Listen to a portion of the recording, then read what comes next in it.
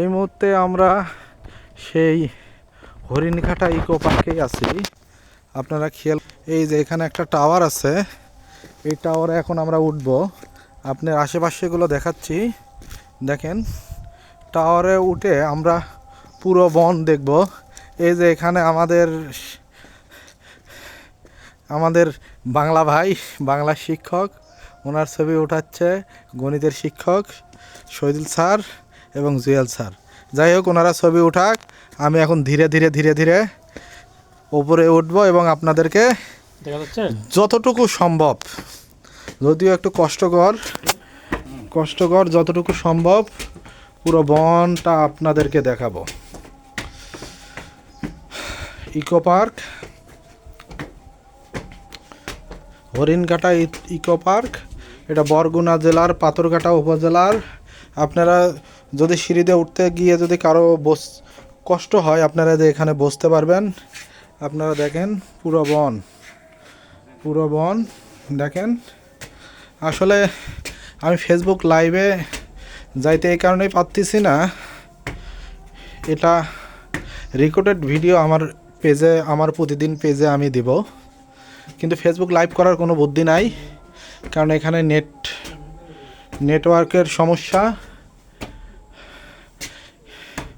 আপনাদের সাথে গল্প করতে করতে আমি কয়তলায় উঠে যাচ্ছি আমি নিজেও বলতে পারতেছি না, তবে উঠবো, আরও উঠবো। আপনারা আমার সাথেই থাকুন। এই যে দেখেন সমস্ত বনটাকে আপনাদের, সম্ভবত আমরা টপ ফ্লোরে চলে এসেছি।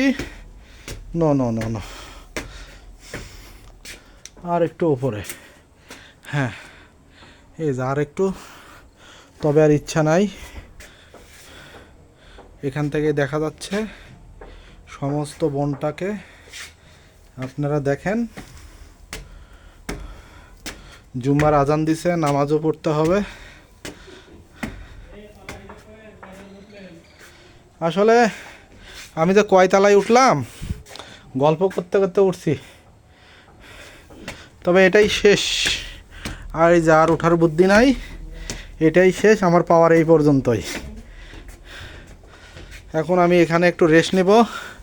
এই যে অনেক কষ্টে আমাদের অঙ্কের শিক্ষক শহীদুল স্যার, উনি উঠে আসতেছে, দেখেন উনি কষ্ট করলেও ওনার চোখে মুখে হাসি। এই যে আমাদের বাংলা ভাই জুয়েল স্যার,